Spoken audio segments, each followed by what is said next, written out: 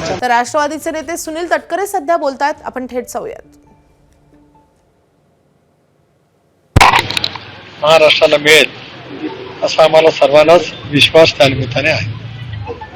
खरं तर हे सगळ्या घडामोडी होत असताना राष्ट्रवादीसारखा पक्ष पुन्हा एकदा भाजपला मिळून टाकला असा आरोप संजय राऊतांनी केलेला आहे. कारण संजय राऊत काय म्हणतात त्याला मला फारसं महत्त्व द्यायचं आहे.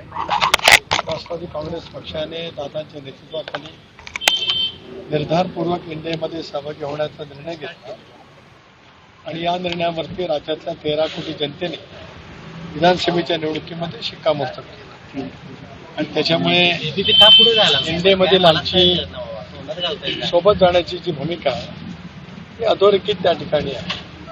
त्याच्यामुळे प्रत्येकजण आपापल्या परीने टीकाटिप्पणी करत असणे, संजय राऊतांची सुद्धा टीकाटिप्पणी याच्यापेक्षा वेगळी असेल असं मला अभिप्राय आहे. खुद्द शरद पवारांनीच असं सांगितलेलं आहे की विलिनीकरणाची चर्चा सुरू होती, मात्र राष्ट्रवादी काँग्रेस पक्षाच्याकडून एकही प्रतिक्रिया अजून त्याबाबत आलेली नाही. शरद पवार गटाकडून मात्र त्याबाबत अनेक प्रतिक्रिया आल्या.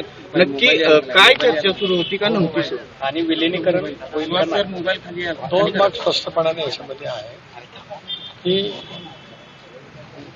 विलिनीकरणाच्या संदर्भामध्ये ज्या पद्धतीने मी श्रद्धे साहेबांनी काय प्रतिक्रिया दिल्या त्याच्याबद्दल बिलकुल बोलत नाही, पण इतर सहकाऱ्यांनी ज्या प्रतिक्रिया दिल्या त्या बारामतीमध्ये अंत्यसंस्कार होण्यापूर्वी देण्याची त्यांनी सुरुवात केली.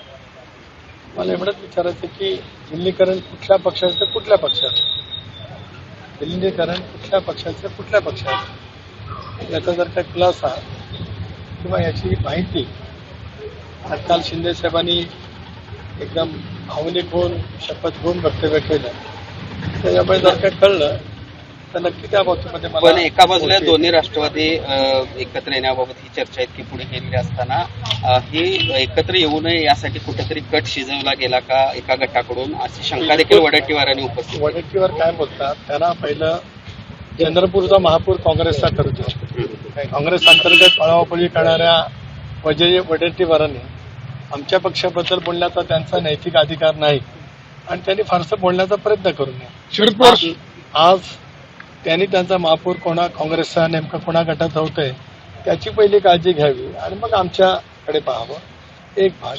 दुसरा भाग असा सर्वसाधारणपणाने की आम्ही राष्ट्रवादी काँग्रेस पक्ष म्हणून त्यांच्या नेतृत्वाखाली राज्यामध्ये निवडणुका लढवल्या. 21 जागांच्यावरती आम्ही निर्वाचित झालो.